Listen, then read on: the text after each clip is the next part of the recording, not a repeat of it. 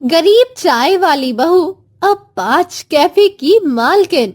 गरीब अमित अपने पुराने ठेले के पास उदास खड़ा था। सवेरे से शाम हो गई पर आज भी कुछ खास आमदनी नहीं हो पाई मेरी। अगर आगे भी ऐसे ही चलता रहा तो मैं अपने परिवार का गुजारा कैसे कर पाऊंगा। अमित अपने ठेले पर चाय बेचता है पर उसके पास ग्राहक ही नहीं आते थे, क्योंकि अमित शहर के जिस स्थान पर खड़ा था वहाँ आसपास कई सारे बड़े बड़े कैफे थे, जिसके चलते हर कोई उन्हीं कैफे में जाकर चाय पीता था। थोड़े समय बाद आज भी निराशा लेकर अमित अपना ठेला लेकर अपने घर की ओर जाने लगता है। चाय का ये कारोबार तो चल ही नहीं रहा है। अब मैं ये कारोबार बंद करके कहीं पर मजदूरी करता हूँ। अमित ये सब सोचते हुए सड़क से जा रहा था, तभी अचानक पीछे से एक तेज रफ्तार ट्रक आता है, जिसके ब्रेक फेल थे। अब वो इतना तेजी में था कि वो सीधे अमित को अपने नीचे कुचलकर चला जाता है और अमित की दर्दनाक मौत हो जाती है। कुछ दिन बाद अमित के छोटे से घर में उसका गरीब परिवार वाले उदास बैठे थे। घर में अमित की पत्नी साक्षी, बूढ़े माता पिता, दामिनी, दर्पण और छोटी बहन काजल थी।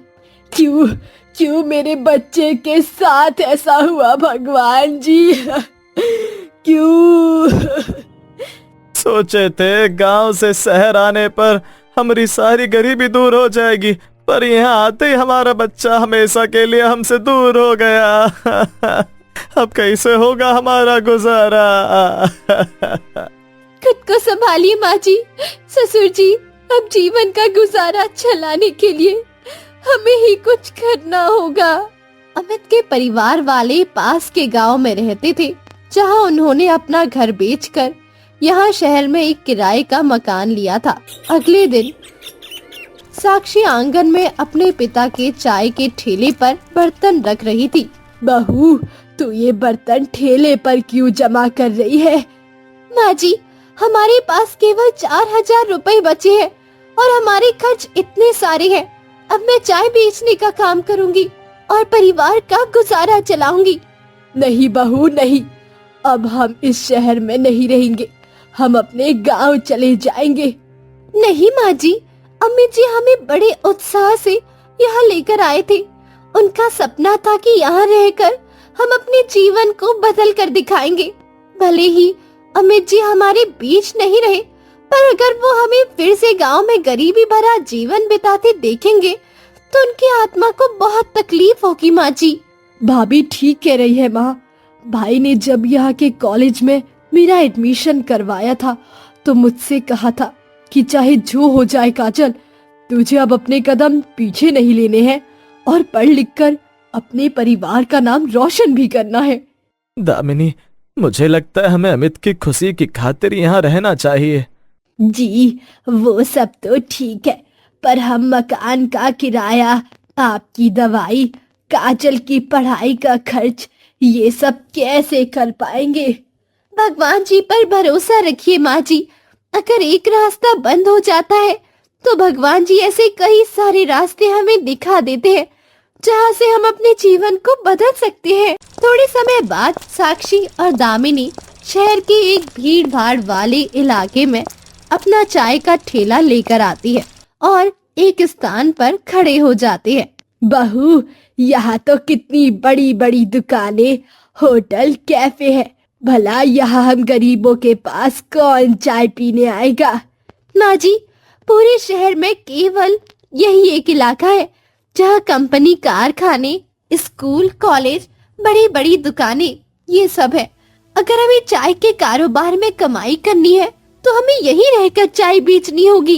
तभी साक्षी अपने हाथों से मसाला चाय बनाती है। साक्षी अमित से भी अच्छी चाय बनाती है। साक्षी ने वही दाम रखे थे चाय के जो अमित ने रखे थे, 5 रुपए। अब सामने कुछ चाय की बड़ी बड़ी दुकानें, कैफे थी, जहाँ कहीं पर चाय के दाम 10 रुपए थे तो कहीं 20 रुपए थे और वहाँ ग्राहकों की काफी भीड़ भी थी। 1 घंटे बाद, बहू 1 घंटा हो गया पर अब तक कोई ग्राहक नहीं आया। इसी तरह 3 घंटे और बीत जाते हैं। सवेरे से शाम हो गई पर एक भी ग्राहक नहीं आया। तभी 2 ग्राहक आते हैं। बहन, 2 चाय देना। साक्षी दोनों को चाय देती है। अरे वाह, 5 रुपए में इतनी बढ़िया मसालेदार चाय। हाँ दीपक, लगता है ये चाय की दुकान नहीं खुली है, अब से हम रोज यहीं चाय पीने आएंगे। दोनों पैसे देकर वहाँ से चले जाते हैं। इसका मतलब मेरी चाय अच्छी है माँ जी, जो ग्राहकों को पसंद आ रही है। हाँ बहू, अगर ऐसे ही कुछ और ग्राहक आ गए ना तो हमारा कारोबार अच्छे से चलने लगेगा।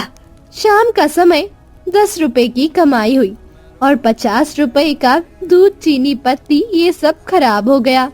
कोई नहीं माँ जी, जब हमारा कारोबार चलेगा ना तो ऐसा नुकसान फिर कभी नहीं होगा। अगले दिन दोनों के पास सारे दिन में फिर से वही 2 ग्राहक आकर चाय पीते हैं। अब इसी तरह दिन प्रतिदिन बीतने लगे। अब हर रोज दोनों के पास एक एक ग्राहक बढ़ता गया, जिसके चलते अब उनकी रोज की कमाई 50 रुपए होने लगी। एक शाम सब घर में थे। जो भी नया ग्राहक हमारे पास आ रहा है उसे हमारी चाय अच्छी लग रही है और फिर वो रोज हमारे पास आकर चाय पी रहा है। बस किसी तरह उस इलाके के सारे लोग एक बार हमारे पास आ जाए, फिर हमारे पास रोज के कई सारे ग्राहक बन जाएंगे। बहू, ऐसा कोई उपाय सोच कि हमारे पास कई सारे ग्राहक बस एक बार आ जाए। तभी वहाँ मकान मालिक मनोहर आता है। क्या भाई, मकान का किराया देने का इरादा है कि नहीं, या जीवन भर यहाँ मुफ्त में रहना है? मालिक, हमें थोड़ी मोहलत दे दीजिए, हम आपके सारे पैसे दे देंगे। अरे शहर है, यहाँ हम इतना नहीं रुक सकते। अगर पैसे नहीं है तो घर खाली कर दीजिए, मेरे पास और भी किराएदार है। बेटा, थोड़ी मोहलत दे दे बस, हमारा जवान बच्चा हमें छोड़कर चला गया। ठीक है 1 महीने की मोहलत दे रहा हूँ, अगर मेरा पैसा नहीं मिला तो मेरे इस घर को खाली कर देना। अगले दिन साक्षी दामिनी अपने ठेले के पास थे। साक्षी देखती है कि आसपास की दुकानों में, कैफे में कई सारे लोग मजे में कीमती चाय पी रहे थे। माँ जी, ये सब दिखावट का खेल है। मतलब इस इलाके में जितने लोग हैं वो सब काफी अमीर है और वो इन बड़ी दुकानों में इसीलिए जाते हैं कि उनकी शोभा बढ़े, कि देखो हम इतने बड़े कैफे में चाय पी रहे हैं। सही कहा बहू, पर हम अपने ग्राहकों को कैसे अपने पास बुलाए? जब घी सीधी उंगली से ना निकले तो उंगली को टेढ़ी करनी पड़ती है माँ जी। अब ग्राहकों को अपनी स्वादिष्ट चाय का मजा चखाने के लिए उल्टा रास्ता अपनाना होगा। तभी साक्षी ठेले के बाहर एक बोर्ड लगा देती है जिस पर लिखा था, मुफ्त की चाय पीकर जाए। ये क्या बहू, तू ग्राहकों को मुफ्त में चाय देगी? अरे इसमें तो हमारा ही नुकसान होता रहेगा। माँ जी, आप बस देखते जाइए मेरा कमाल। तभी कुछ लोग मुफ्त की चाय का बोर्ड पढ़कर साक्षी के पास आते हैं।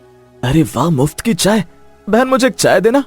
महक, आसपास इतनी कीमती चाय मिल रही है और ये ठेले वाली मुफ्त की चाय दे रही है, कहीं इसकी चाय खराब तो नहीं? एक बार पीकर देख लेते हैं ना।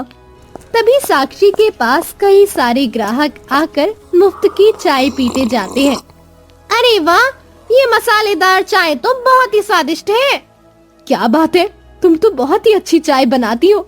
अब तो हम हर रोज तुम्हारे पास ही चाय पीने आएंगे। हम यही सामने कंपनी में नौकरी करते हैं।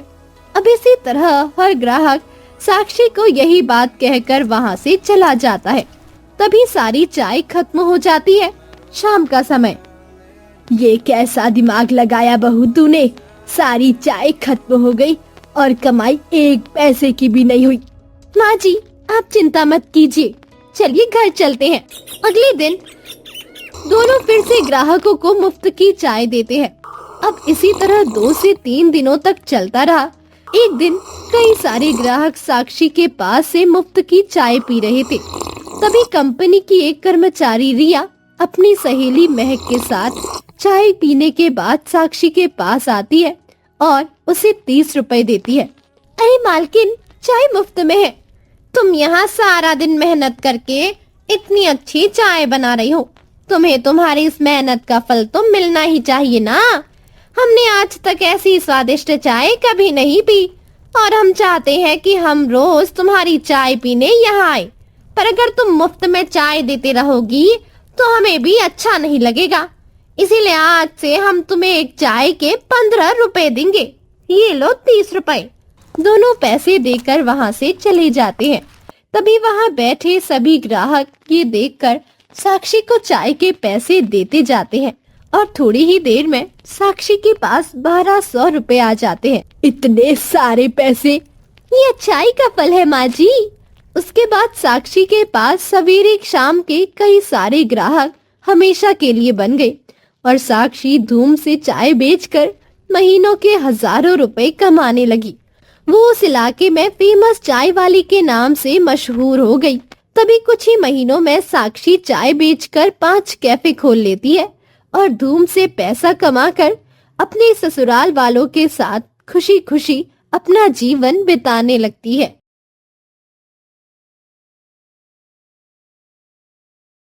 बहू को गरीब समझकर ससुराल वाले उस पर जुर्म ढाते रहे, पर जब बहू की सच्चाई और उसकी असली पहचान का पता चला कि वो तो करोड़ों की मालकिन है, तो ससुराल वाले बहू के कदमों में गिरकर माफी मांगने लगे।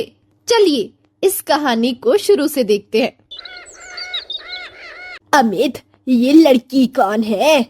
माँ ये साक्षी है और हमने शादी कर ली है। क्या तूने हमें बिना बताए शादी कैसे की? पिताजी, अगर मैं आपको बता देता तो आप सब मेरी शादी साक्षी से होने ही नहीं देते। पर देवर जी, ये लड़की है कौन? कहाँ रहती है? अरे किस खानदान की है? भाभी, साक्षी का इस दुनिया में कोई नहीं है। ये अनाथ है और हम सालों से एक दूसरे से प्यार करते आ रहे हैं। क्या तू एक गरीब अनाथ बेसहारा लड़की को इस खानदानी रईस परिवार की बहू बना कर ले आया? आज तो तूने हमारी इज्जत मिट्टी में मिला दी। अमित, निकल जा हमारे घर से बाहर। तेरे लिए इस घर में कोई जगह नहीं है। अरे देवर जी, रुक जाइए। माँ जी, आप सब मेरे साथ आइए जरा। सब पायल के साथ घर के अंदर आते हैं। अंदर से घर काफी बड़ा और आलीशान है। माँ जी, ससुर जी, इस गांव में अपने परिवार की बहुत इज्जत है और इस समय देवर जी के सिर पर प्यार का भूत सवार है। अगर किसी को पता चला कि ये साक्षी गरीब है तो हम सबका मजाक उड़ जाएगा। इसीलिए अभी हम साक्षी को इस घर की बहू के रूप में स्वीकार कर लेते हैं। फिर हम उसे यहाँ इतना सताएंगे ना कि वो खुद ही परेशान होकर यहाँ से भाग जाएगी। हाँ हाँ, ये आइडिया अच्छा रहेगा। तभी सब अमित के पास आते हैं। अब तूने शादी कर ही ली है तो अब क्या कर सकते हैं? आ जाओ अंदर। अमित साक्षी घर के अंदर आ जाते हैं। अगले दिन साक्षी अपने कमरे से बाहर आती है तो सब घर के हॉल में सोफे पर बैठे थे। रिया बहू, पायल बहू, जाओ सबके लिए चाय नाश्ता की व्यवस्था करो। अरे माँ जी, अब तो आपकी छोटी बहू भी आ गई ना, तो अब से घर के सारे काम आप अपनी छोटी बहू से ही करवाइए। ए साक्षी, जा सबके लिए चाय नाश्ते की व्यवस्था कर। जी जेठानी जी। तभी अमित अपने कमरे से बाहर आता है। सुनो साक्षी, मेरे लिए चाय नाश्ता मत बनाना, मुझे अपने एक दोस्त से मिलने जाना है। हाँ, इसके सिवाय दूसरा आता ही क्या है तुझे? काम ना काज का, बस दुश्मन हमारे अनाज और पैसों का। अमित बाहर चला जाता है। अमित कोई काम नहीं करता था और उसके दोनों भाई एक बड़ी कंपनी में नौकरी करते थे। थोड़े समय बाद साक्षी सबके लिए चाय नाश्ता लेकर आती है। चाय तो इसने अच्छी बनाई है, पर नाटक तो करना ही पड़ेगा ना। छी, ये क्या चाय बनाई है तूने? चाय है या जहर का पानी? कितनी कड़वी है ये। क्या? पर मैंने तो चाय अच्छी ही बनाई थी। इससे अच्छा तो हम बाहर जाकर चाय पी लेते हैं। चल विनोद। दोनों भाई अपने काम पर चले जाते हैं। तभी उर्मिला गर्म चाय साक्षी के हाथ पर फेंक देती है। दो कौड़ी की गरीब, ऐसी खराब चाय पिलाकर तूने हमारा इतना नुकसान कर दिया। तभी रिया उर्मिला को एक डंडा लाकर देती है। माँ जी, जैसे गलती करने पर आपने हमारी धुलाई करी थी, अब इस साक्षी की भी कीजिए। तभी उर्मिला साक्षी को बेरहमी से डंडे से पीटने लगती है। साक्षी दर्द के मारे चीख रही थी, चिल्ला रही थी। थोड़े समय बाद, अगली बार कोई गलती की ना तो टांगे तोड़ दूंगी तेरी टांगे। जाकर घर की सफाई कर। सब अपने अपने कमरे में चले जाते हैं और साक्षी, जिसके हाथ पर मोटे मोटे छाले आ चुके थे, वो घर की सफाई करने लगती है। थोड़े समय बाद सफाई होने पर साक्षी सोफे पर आकर बैठ जाती है। तभी रिया पायल चुपके से उसके पीछे आते हैं। ये सामने रखा गमला है ना, ये बहुत कीमती है, इसे तोड़ देते हैं। तभी रिया जानबूझकर टेबल पर रखे एक सुंदर से गमले को नीचे गिरा देती है और वो गमला टूट जाता है। अरे, ये गमला कैसे टूट गया? 2 कौड़ी की गरीब, तूने हमारा इतना कीमती गमला तोड़ दिया। नहीं नहीं, मैंने नहीं तोड़ा इसे। रुक तू, तुझे तो माँ जी ही आकर सबक सिखाएंगी। दोनों उर्मिला को बुलाते हैं। माँ जी, इस साक्षी ने सफाई करते करते गमला तोड़ दिया। क्या तूने मेरा इतना कीमती गमला तोड़ दिया? तभी उर्मिला फिर से डंडे से साक्षी की धुलाई करती है। चल जा और सबके गंदे कपड़े धो। अब की बार गलती की ना तो तेरा सर ही फोड़ दूंगी मैं। सब वहां से चले जाते हैं। आखिर क्यों मेरे साथ ऐसा हो रहा है? बेचारी गरीब साक्षी अपने ससुराल के इस जुल्म से परेशान हो जाती है। थोड़े समय बाद साक्षी कई सारे कपड़े धोकर छत पर सुखाने डाल देती है। तभी उसके जाते ही दोनों देवरानी जेठानी वहां आकर सारे कपड़े फाड़ देते हैं। अब इन कपड़ों को देखकर माँ जी और साक्षी की धुलाई करेंगी। शाम का समय, तभी उर्मिला सारे फटे कपड़े देखती है। 2 कौड़ी की गरीब, तूने हमारे इतने कीमती कपड़े फाड़ दिए। उर्मिला फिर से साक्षी को पीटने लगती है। रात का समय, साक्षी अमित के साथ कमरे में थी।